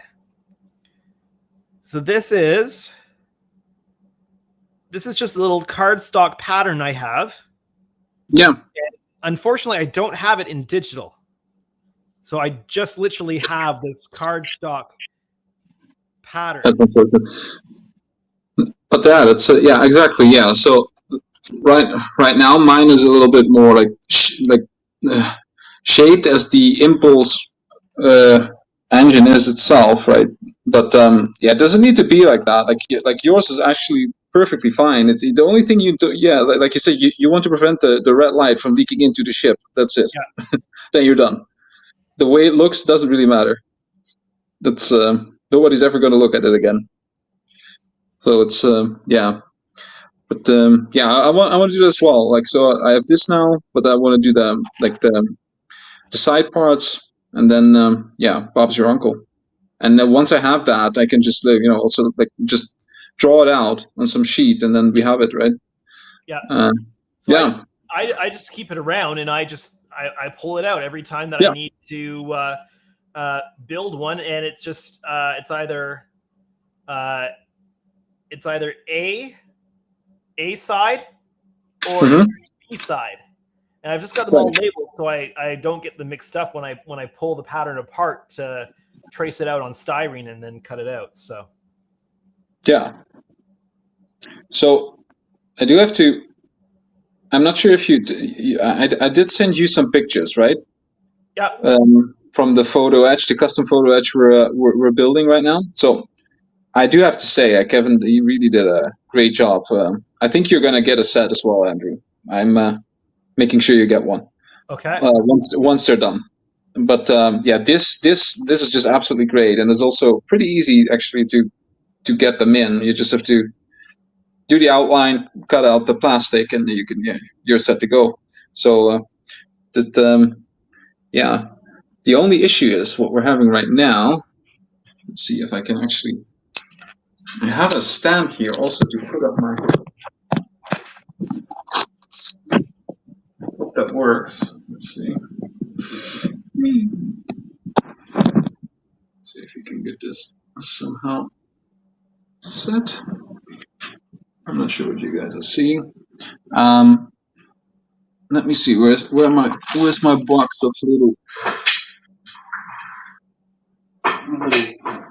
stuff? Oh yeah, here it is. So you know how this model is missing the side windows, right? Yes. Yes. So we have a piece for that. So we're working on an inset, on a photo etch inset. But right now, the issue that we're having is we took this from the CGI model, basically the curvature of the photo etch. And I think the CGI model is actually pretty close to the studio filming model. But then the issue is that this kit is not in shape very close to the studio filming model. So the curvature that you get on here is quite different than from the scanned model. As you see, this is just a little bit. I'm not sure if I can zoom in any further, but It's just curved a little bit too much. Yeah. So yeah, we'll address that. So what you'll discover, especially when you start working on painting these areas back here, Yeah. especially if you go the same route I did and paint them rather than using the decals. Now, if you use the masking kit from Mask Design, he's already compensated for it. But Yeah. you'll notice that the ship, the model, is squished. It's much more narrow than what the studio model is. Yes. So everything has to be adjusted. Everything has to be adjusted for that, right? Yes. Well, I think it's also, I mean, if you look at the model itself, and you look at the filming model, like this whole part, this V shape that you have, wait, I'm not sure if you can see it. This V shape that you have here, it's too narrow compared to even to the width of this model. It needs to be wider. It needs to go more to the outside. I think that's also what you've noticed when you were painting, because this area is too narrow. It needs to go to about like the whole here. thing's just too narrow. All right, Stamps, have a good night. Thanks for stopping by the stream and spending some time here. Have a great night. Enjoy your weekend. Yeah, so even this part should go, it should be a bit more wider. Even if you would keep the model like this V shape just needs to be widened. So well, there's so many things that are off. The whole saucer needs to be wider to be able to fit everything in, which is why you're getting that that variance on that curve, because it's not designed for the squished model, right? It's designed for what it's supposed to be, right? Yes, exactly. That's what we're encountering right now, and it's unfortunate, but yeah, no, we'll just get it adjusted, and then we'll have we'll have a proper etching stand for this 1400 kit the way it is.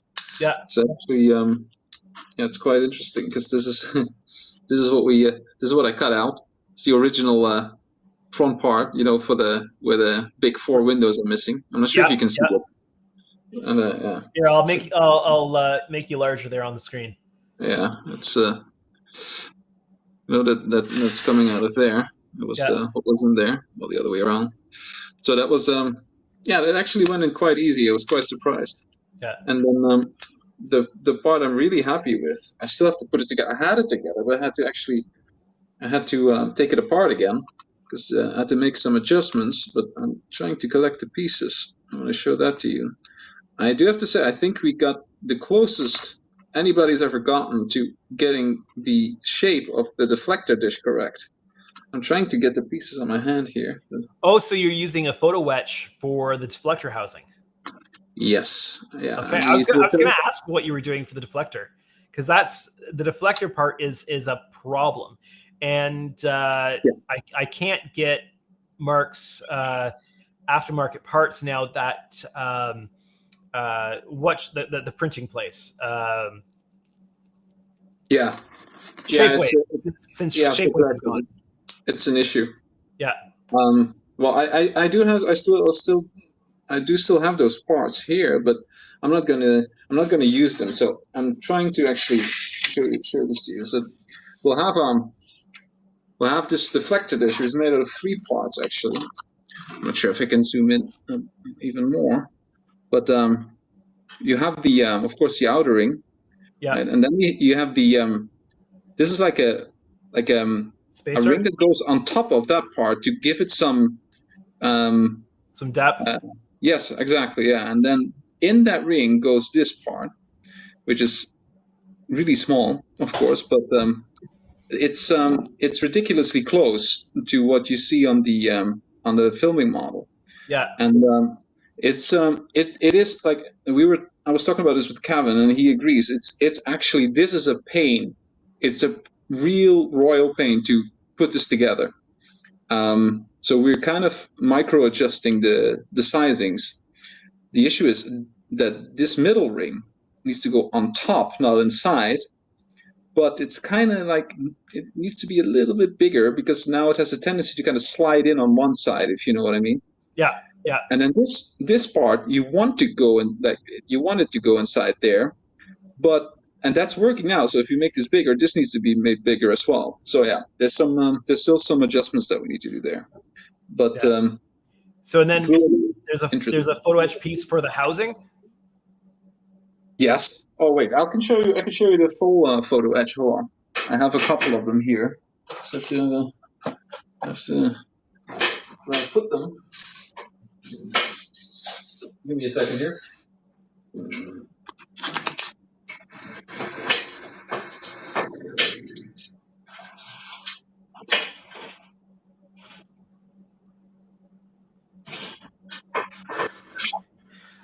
I should put these patterns away while I'm waiting.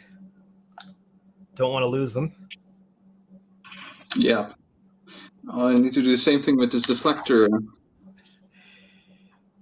Yeah, you don't want to lose tiny parts, kind of like the airlocks. I had them flying around my room as well, but literally disappearing. I've lost one and I haven't been able to find it. But the same thing with the first version of the conference room windows etchings. For some reason, that flew off the sprue, and I have no clue where it went. I was looking through my room for like an hour or 2 hours. I couldn't find it. But yeah, I'm not sure how well this is showing up. But let me see. Here, I'll full screen you again. Let's see. This is kind of reflective, of course. That's not as nice, but let's see what I can do. What part is the deflector housing? It's here.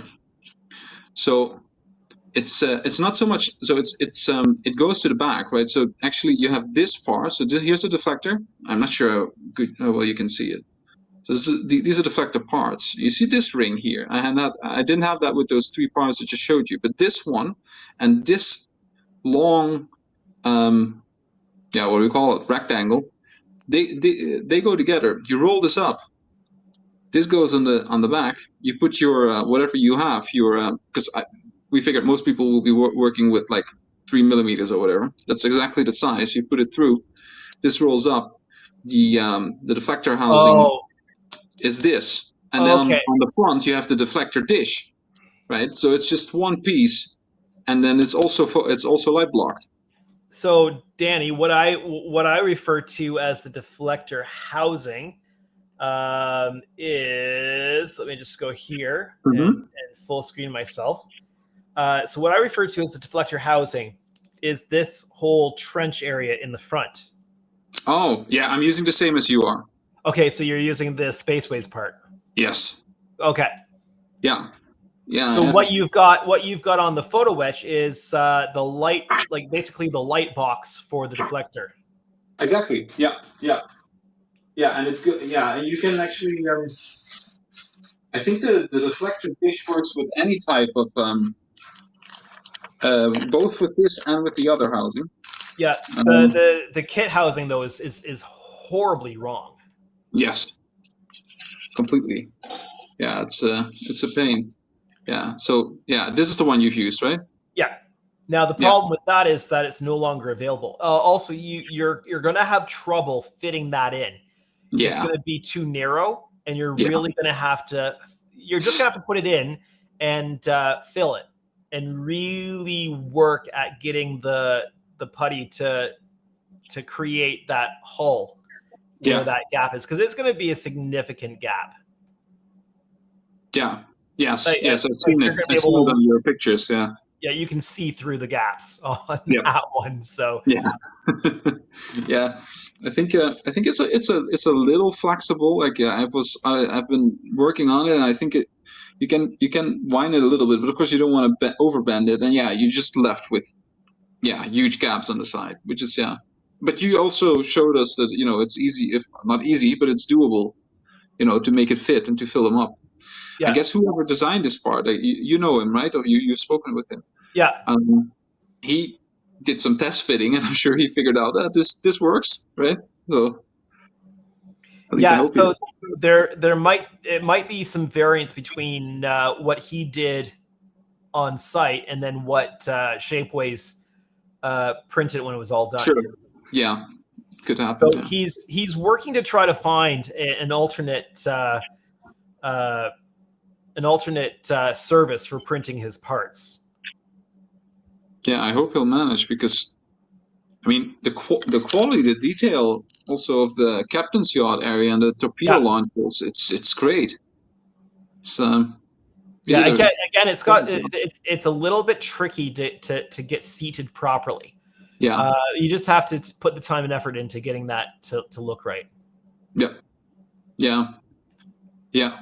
Well, I mean, that I can live with. This is the deflector you were talking about, right? This is the one that comes with this. That's But the Shapeways one. Yeah, I'm not. I don't think I'm using. Well, I'm not quite sure what I'm putting on here yet. I'm not there because I put the deflector on near the end of the process. right, yeah, Because the deflector itself is masked off, so the milky translucent plastic I put behind, like on it, in front of the LED. I leave that fully masked off until close to the end, and then I'll put the deflector on right. at the other end of the process. Same with the chiller grills and the impulse grills and that kind of stuff. That stuff will all go on once all the paint work is sealed. Right. Yeah, I'm looking for some. I also have the. I'm not sure if did you. Yeah, I think you got these as well, right? There's this replacement deflector housing.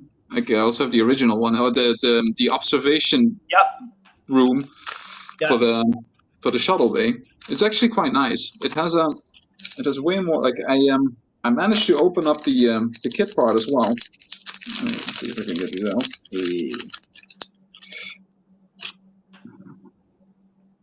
So this is the original one.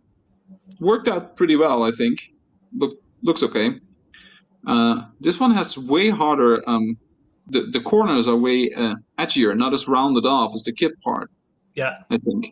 And when I look at the studio model, I think this is kind of very close to being accurate. Like the edgy, like the very sharp corners that it has.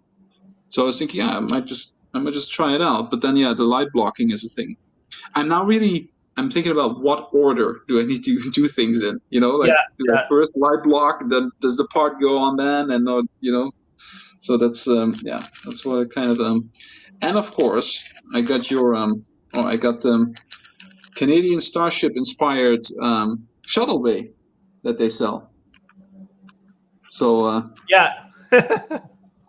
It's right here. So there's like years ago. There's the studio model. Yeah. Yeah, and you see there's quite of a thick lower lip, and it's quite edgy. There's another picture in that set that the way these pictures are coming from the auction, that shows it like right from the back, like dead on. And you can actually see those corners are quite sharp. You're talking about that shot. Yeah. I just don't like that shot as much, just because you can't see the grills very well on it. True. Yeah, very true. I think the corners here are a bit too sharp, maybe, but it's close. I think it's close. But yeah, here's your the Canadian Starship inspired. Yeah, it's hard to see, I guess, here on the on my video. This is the nice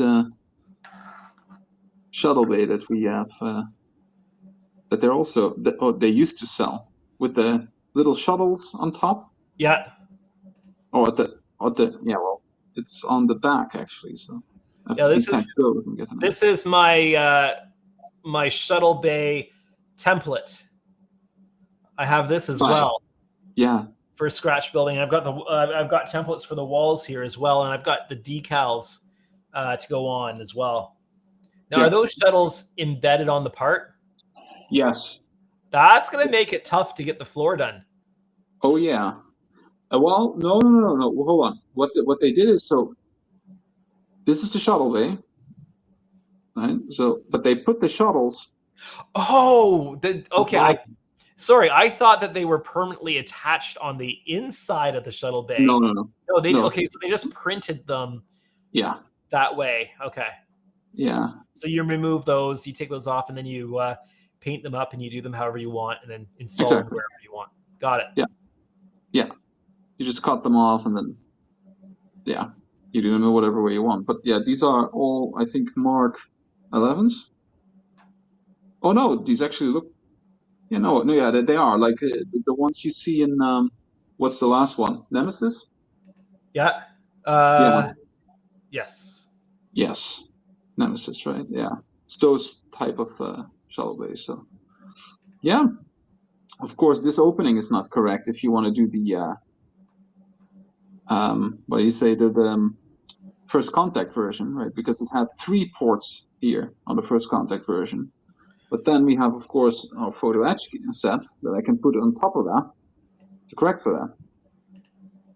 So, Yeah, because there's the first contact version. Yeah. But there's also some. It almost looks like that whole 3-panel section could lift up because there's like some depth there. Yeah. On the part. So I mean, we never saw it open in first contact. So you basically get to make up whatever you want in regards to how that works. Exactly. Yeah. Yeah. So on the photo etch kit, we also have, so to say, the first contact version and the later Insurrection and Nemesis version. So what are the parts? What are the parts above them? No. So you've got the shuttle bay doors, but you've got what looks like shuttle bay doors that are longer directly above. This goes behind this. This is just to give it some depth. Okay. You put these parts on top of that, or this one on top of that, right? Just to give it some depth. So basically, it's just to create some depth to the part, because otherwise it's just a flat thing with, you can just the kit part is actually quite okay. So if you want to replace it and you just don't want to be bothered with light blocking or whatever, you can just use these. But this you can just also cut up, like, right? If you just want to have these doors opened, you can just remove that part, put that one just on top, and you have these 3 open, or you cut these one out if you want the side ones open. So you can customize these. So that's yeah. Yeah, there's a new tool coming into the shop soon that should cut through that stuff like butter. Yeah, you can actually. I'm just using normal like nail cutters, like to cut your fingernails. It works perfect. So it's this is actually, so this is not brass, right? These photo etches are made of stainless steel. Yeah, stainless steel. And they are quite tough to work with compared to the brass ones. Kevin will also offer them in brass for the people who want to work with brass. The nice part is this is way less flimsy. I'm not sure if you can see this, but I guess that's even worse. The warp drive, the chiller grills, right? Yeah. Photo etch. They're really sturdy. They're not as flimsy as the ones from other brands. Let's call it like that. The brass ones are a little bit wild to work with. Yes, exactly. And these will just stay where they are. Yeah. They have a little bit of give, but they're very sturdy and very firm. I've been considering just painting the chillers. Yeah, you told me. Yeah. That's an option, of course. Yeah, that you could try as well. On these ones, actually, we actually made sure, Kevin already did before I started, get involved with him on this, that actually on the let's be friendly, on other vendors that offer these type of etchings, the number of lines are wrong.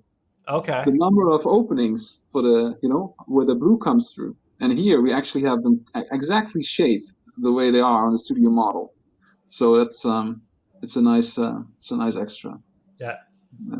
Yeah, I mean, it's just I love working with these things, and then you have, of course, some window insets here, which you can use the standard ones you want on the warp drive, on the front, and for the enthusiasts, we have transporter emitters as well with some depth, and so you get some the model won't be as flat on these areas. So but it's actually been nice working with this stuff and actually having a hand you know, we will have also some other stuff on the next version. Already, we found some things on the model that need to be addressed. But Yeah. that's yeah. Well, it's nice to see where you're at with it, because Yeah. especially since you've been in Window World with it for so long. That was hell. It was really like literally these windows. There's so many of them. But I really wanted to take my time and make them as as perfect as I could. So yeah. At one point, I was like, one of these windows was taking me like I think like 10 minutes, and then I was like, no, you're overdoing it. It's like you have to hurry up a bit. Well, But, Todd's made it home. Welcome home, Todd. hi, Todd. Good thing you've made it home. And Andrew's still on, so Yeah, I'm gonna have to go here shortly. So yeah, same for me.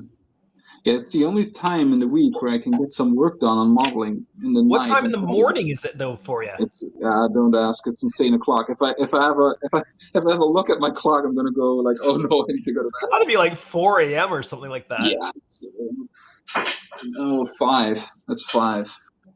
Yeah. It's 5 a.m. But it's the only time in the week where I can get some work done. So Mm-hmm. So the other days just office and my other projects I work on. So yeah, that's what it is. Then usually during the week I get like a half an hour a day, something like that. That's it. So I was stuck in the Window World for quite a while. Yeah.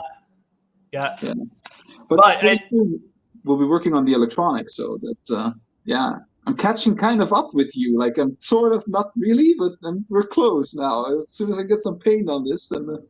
Well, I started these right, and just Todd says I'll jump into your studio when you're running the outro to give you some quick tips. Sure, I'm gonna let the outro run on vMix, and then I'll end the stream, and then I can bring you in there. I started working on these when I was waiting on the Helios. We had shelved the Shoko D. And so I thought I'd get working on these because my clients know that I'm working on these. I don't have it up here right now, but my clients know I'm working on these E's in between work on the D's, because the D's are the priority to get done. But I'd really like to get these done and to the clients as soon as possible. So it's been a while, but in between working on the D. But the windows take a lifetime if you want them to look right, but it is well worth doing them well. I think so too. Yeah. And the nice thing is, at one point you'll get so good at it that once it's over, you think, well, now I'm so good at it, I could, I just do another one. Yeah, exactly. Yeah, maybe get out another model, start opening some windows. But it is. I mean, power tools is a no-go. So you have to do manual labor here. And that's if you want to have them look straight, of course. Yeah. So I imagine that in a year or two they will repop the E, and they'll release it in that milky white plastic. But even when they do that, I'm still gonna open up. If I'm building any, I'm still gonna open up the windows. Yes. I don't like the look of the scraped windows compared to the look I can get with these. I'll throw mine up here. But the look I can get on these windows by drilling them out and then filling them once the paint's all done far exceeds what you can do with scraping them. I agree. Yeah. It's also for the I guess even more so when you have the power turned off, right? You still want the model to kind of look decent, and if you have like, I don't know, if you don't have them properly opened and then you have really windows in there, it looked weird. And also with the scraping, I'm not. Sometimes they still look crooked. Yeah. Like I see some models, and it's just like, yeah, you see really like the paint has been just chipped off, Yeah. right? So And then there's crooked lines in the sides, and yeah, because of the size of these windows, because these windows are quite small, tiny. because of the size, you're never going to get them to look perfect by scraping them. Yeah. So, like I thought like maybe even masking them would work, but masking these tiny windows is a no-go as well. Yeah. So, I think I you think gave it a fair shot a couple of what's times. that? I said you gave it a fair shot, and not just once masking them. Yeah, well, so one of these was originally supposed to be a static build. So my thought was do the windows black, mask them off, right? But they're so small, so tiny that the mask, like cutting those masks that small is just ridiculous. And there's just not physically enough adhesion on the vinyl on such small pieces that to stick, right? So but if you don't open every single window and then light block from the inside, it doesn't look right when the lights are off, which is 99.9% of the time. Agreed. When you open them all up and light block whichever ones you want off from the inside and fill them with whatever your choice of fill is. I'm using microcrystal clear on this. They all look the same when the lights are off, whether they're on windows or off windows. So the other thing that people tend to do, which in my opinion is kind of a bad thing to do, is like if you've got like a group of 3 here. Let me see if I can. I'm just going to zoom in a little bit. Sure. Zoom into the windows. I mean, you're never going to look at them this close up, but they hold up even like this. I'm not even showing it here. There we go. So they hold up even under this magnification. Now, which window is it I'm looking at here? Where's? Oh, I'm over here somewhere. There we go. I'm right here. There you are. So if you take this bank of 3 windows, what a lot of people will do is they'll go on, off, on. Yeah. But this is 3 windows in the same room.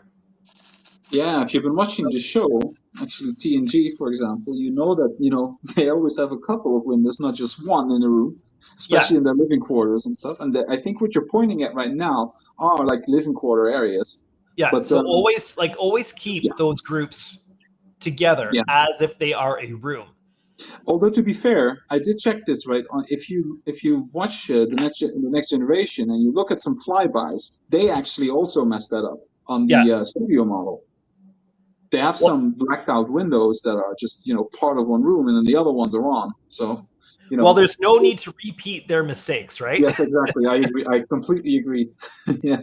Let's fix what they messed up, sort of. Yeah. All right. Well, it is well past time for me to close off, so I am going to close off. Good idea. It's been a fun evening. I've had Hagen on, and I've had Danny on, so that's been fun. All right, so I'm going to say goodnight to you, Danny, and I'm going to close off my stream. Thanks for having me, Andrew. And then soon we'll continue with the electronics. Yeah, we'll do it again. Make the button presses go and get the sounds in. Yeah. All right. Okay. Have a good night. You too. All right, so that is the stream tonight. It's been a bit of a quiet stream on the chat, but it's been nice to have some guests to kind of keep the conversation going. So I hope that you've enjoyed the stream. It's a little bit different than normal, but if you did, make sure you hit that like button. If you're new to my channel or you haven't done so yet, why not hit that subscribe button today? You'll make me very happy if you do. But for now, my name is Andrew, and this is Canadian Starships Live. Have a great evening, everyone.